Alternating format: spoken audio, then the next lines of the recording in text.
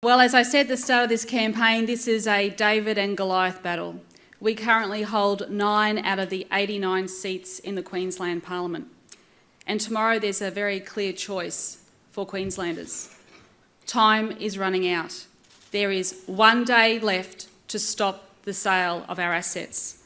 Tomorrow is the last chance that Queenslanders have to make sure that we hold on to our assets now and for future generations. Once our assets are gone, they are gone forever. That's it, no more. And Labor makes this commitment to Queensland: we will not sell your assets. Under Labor, Queenslanders will own Queensland assets and the jobs that they create. We'll use the profits that they make to pay down debt and restore frontline services that are so desperately needed in health and in education.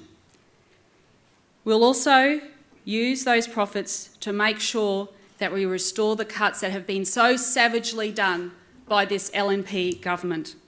And asset sales means job losses. When Mr Newman talks about jobs for the future, remember what he did to the jobs in the past. Remember, Mr Newman said the target unemployment rate would be 4%. Now it is 6.6 trend.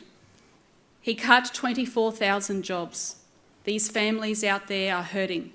They won't forget when they go to the polling booths tomorrow. And there are now more than 30,000 fewer apprentices in Queensland. In contrast, Labor has always been the party of jobs and job creation. We have put to the Queensland people our Working Queensland plan. Through our Advanced Queensland policy, we will make sure that we create jobs in science and innovation. We will make sure that we create more apprenticeships. We will make sure that we employ those TAFE teachers to give those young people hope and opportunity. We will grow jobs in tourism and jobs for school leavers. I want to make sure that our young people have hope and opportunity. And when I went to my high school just recently, their dreams have been shattered.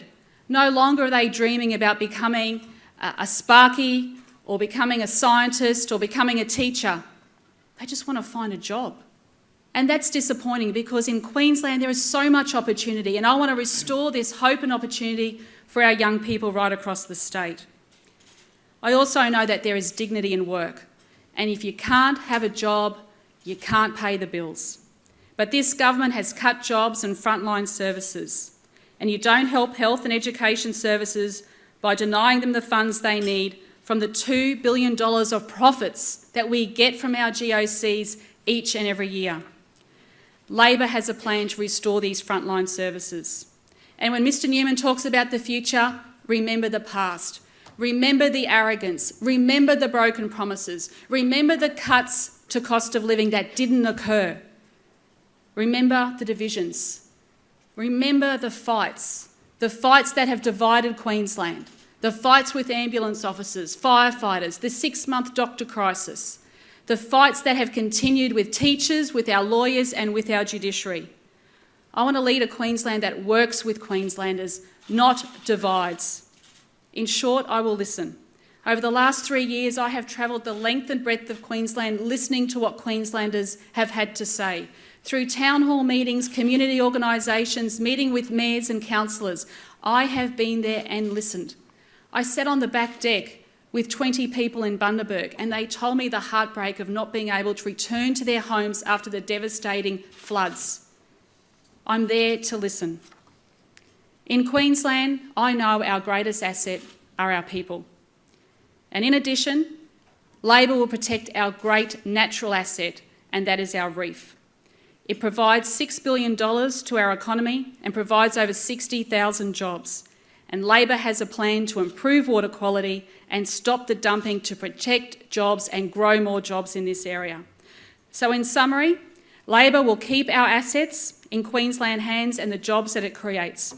We will restore frontline jobs in health and education. We will protect our Great Barrier Reef, and we will create jobs and make sure that our young people have hope and opportunity now and into the future.